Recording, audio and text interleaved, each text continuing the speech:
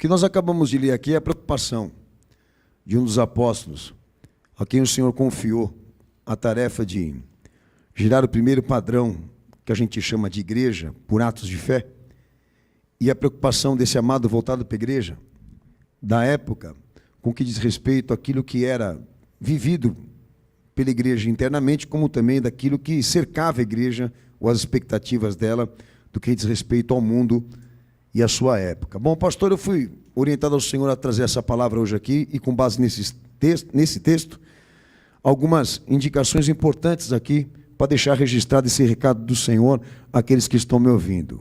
Amém? Que esta preocupação a gente traz para cá, para esse momento agora, da tua e minha formação do que diz respeito à fé. Assim, os momentos que o Senhor me deu a oportunidade para mim estudar, me aprofundar acerca de uma ordem mundial e desse sistema e ordem, né, humana que está à frente de protocolar o destino da humanidade e definir exatamente como vai ser governado ou por quem será governada, as pessoas que estão envolvidas, né, com esse agendamento de uma ordem mundial, foram estudar como manipular a mente humana. A televisão é uma prova disso, tá? Eu não vou entrar nesse mérito com você, mas quero deixar claro que quem está à frente desse processo de estabelecer um rei universal e uma única ordem política mundial, agora, que isso é um planejamento de milênios, se preocuparam muito com isso, o que as pessoas escutam e ouvem. Formação e consciência. Para isso criaram uma rede de ensino, para que realmente ficasse certificado que a humanidade só estudasse ou ouvisse o que eles querem. Ah, pastor, isso há muito tempo? Há muito tempo. Nós estamos debaixo de um regime educacional que alguns de vocês, obviamente, não conseguem perceber e entender, porque trabalha silencioso, trabalha por trás de instituições credenciadas, e é muito complexo esse tema. Mas, em compensação, quando João se volta a falar disso à primeira igreja, esse regime, esse sistema já estava lá. Para vocês terem uma noção, esse regime, esse sistema já estava 4 séculos antes do Cristo se encarnar. Trabalhando exatamente isso. Mente humana e controle de opinião e consciência. Bom, então dado a isso, o apóstolo João se dirige à igreja, exatamente nessa obrigação e nesse dever, de orientar a igreja o seguinte, como o Senhor lá em João 10 mesmo disse. A igreja de Cristo só escuta um pastor, e só está submissa e sujeita a ele. Fora dele, não há salvação para nós. Então, o primeiro versículo que ele, do capítulo 4, né, que ele começa a escrever, ele diz assim: amados, não deis crédito a qualquer espírito, antes provai os espíritos se procedem de Deus, porque muitos falsos profetas têm saído pelo mundo afora. Quando ele diz espíritos, ele não está falando de entidades. Quando ele fala espíritos, na teologia bíblica, traduz de uma outra forma. Traduz o homem, a sua disposição e essência religiosa. O espírito aí condiz com a essência e natureza do ser humano. Não são entidades. Que o protestantismo teve essa tarefa medíocre, né, de querer transferir a guerra e o conflito das opiniões para o mundo espiritual. E quer dizer que essa guerra está sendo travada no alto. Não, essa guerra está sendo travada entre nós. É a guerra da opinião e a guerra dos interesses. O diabo existe, eu sei que essas forças espirituais existem, mas elas não têm domínio e controle no que diz respeito ao livre-arbítrio. Eu não vou muito me direcionar a ensinar isso aqui agora, mas é importante eu deixar claro. Nada acontece embaixo ou em cima fora da soberania de Deus. Nada se move se Ele não permitir. Essa ideia de que existe uma guerra descontrolada em cima de nós e que nós temos que estar orando por ela, etc, etc, isso é medíocre, é antibíblico. Cristo venceu para segurar a igreja uma coisa, nada acontece se Ele não deixar. Bom, por que eu estou dizendo isso? Porque o espírito aqui, na tradução bíblica, não se dirige a um conflito espiritual, mas aquilo que traduz o homem na sua essência e na sua disposição. E no que diz respeito aqui, religião, ou ideia religiosa. Então João, quando ele fala provar o espírito, ele não está querendo dizer discernir o espiritual, mas procurar entender e compreender aquilo que está dentro do homem, ou que sai dele. Esse é o ponto mais importante do primeiro versículo aqui. Então, o que precisa ser provado? Aquilo que as pessoas, na verdade, estão falando de Deus e pensando sobre Ele. Porque a questão aqui, o que é? É o procedimento da interpretação e da inspiração da fé. O que essa pessoa está falando sobre Deus agora e pensando sobre Ele é legítimo ou não. Por isso, o objetivo de João aqui é deixar claro que quando nós falamos, de um sistema cujo religião seja a razão, cujo sede da religião seja o homem, quando Deus se torna um conceito, uma opinião, uma ideia, nós não falamos de evangelho. Nós falamos exatamente da filosofia. Religião é filosofia. Religião é um sistema de emancipação da razão sobre a fé. A filosofia entende que o homem tem autoridade e condições de falar de Deus como ele quer, inspirado por ele mesmo, por sua mente, inspirado na sua experiência, inspirado na sua vontade ou própria vontade. Por isso que a religião surge desse conceito de ser uma espécie de veneração em submissão ao homem, ao que ele precisa, ao que ele necessita. É fato. E João está colocando aqui em questão que a igreja tem que provar no homem se aquilo que ele fala de Deus ou pensa de Deus não saiu dele, mas diretamente de Deus. A igreja me entendeu aqui?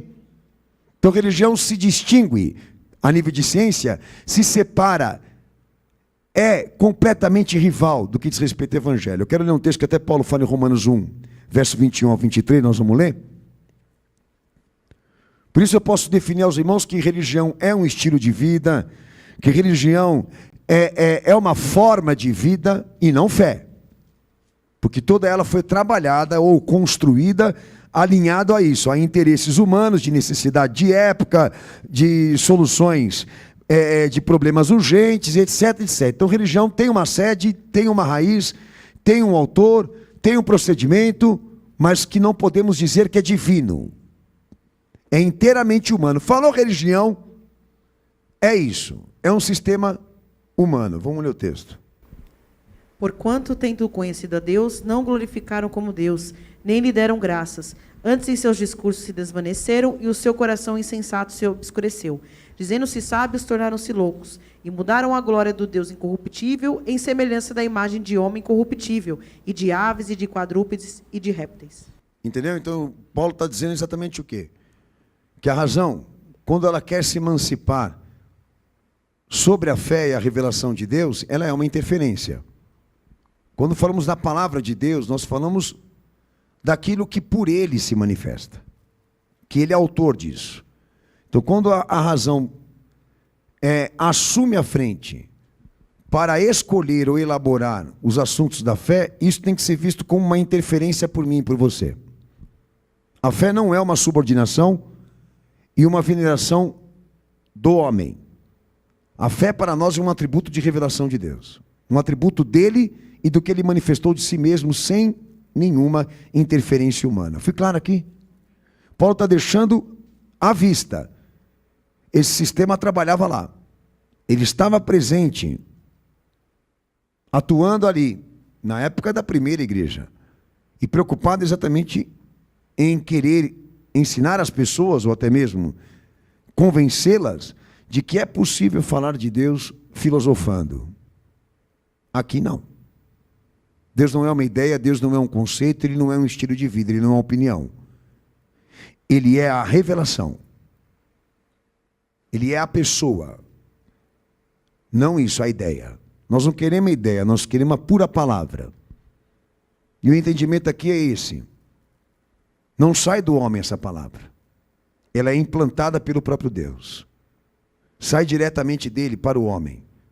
E o homem contempla. Se isso se inverter, já é corrupção, já é fraude. Então, João está deixando claro exatamente a igreja. Prova ou põe à prova aquilo que as pessoas falam e pensam sobre Deus.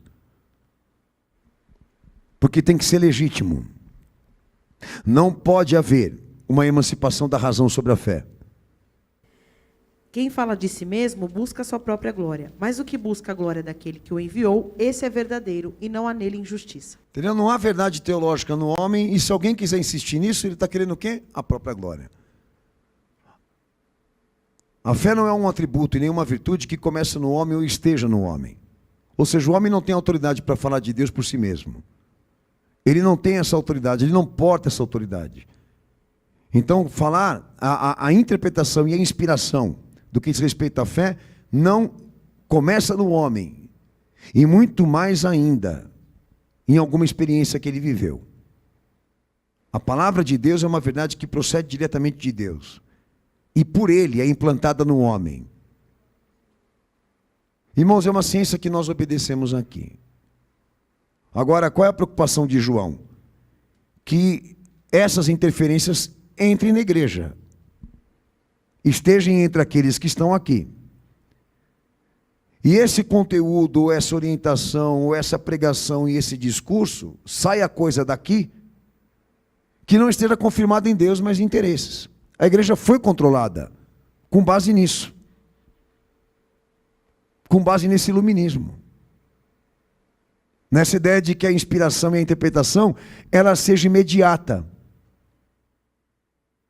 Ela seja por vivência. Por experiência com a vida, por sabedoria humana, por velhice. E essa é a realidade. Nós não temos uma religião, nós temos uma revelação. E nós temos que entender e compreender isso.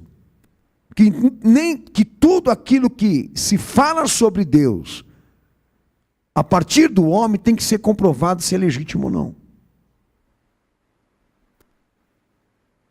Porque nós temos um compromisso com isso. De que essa fé que professamos aqui, ela seja legítima. E Deus esteja confirmado nela. Nós não queremos a ideia, nós queremos a revelação. Nós não queremos conceitos. Nós queremos a verdade pura. A pura palavra de Deus. Prove os espíritos. Se eles procedem de Deus ou não. Como ele fala no versículo 6, né? O espírito do erro. Por quê? Porque procede do homem. Por isso não procede de Deus. Se for de Deus, tem que ser comprovado. Se é Deus falando, então precisa ser comprovado nele, não no homem. Se ele falou isso antes do homem falar. Se ele desceu aqui para ensinar isso que o homem está falando agora. Porque não pode começar no homem e nem na sua experiência essa verdade. O que você pensa, o que você fala, o que você acha, não tem poder de salvação aqui. Então, porque se abriu as portas para que interpretação e inspiração passassem a ser fundamentadas em experiências e conceitos e valores, deu no que deu, pô. A desgraça está tão séria que é irreversível. A doença está tão séria que não dá mais para curar. Mas a gente traz essa preocupação de púlpito aqui agora, por quê? Porque o olhar se dirige para que essa daqui também não seja contaminada e aqueles que estão aqui sejam severos e rígidos nisso. Que tudo aquilo que se fala aqui sobre Deus, sobre fé e salvação, ou Salvador, seja legítimo e tenha procedência. Mas não nisso, num racionalismo, não nisso, numa visão intelectual, de época, cultural, de mundo, ou coisa do tipo. Porque tudo aquilo que caminha, a partir da fé eu digo, tá? Tudo aquilo que caminha com base no homem e na sua própria razão, aqui é fraude. Pode ser implantado nele, mas não pode sair dele.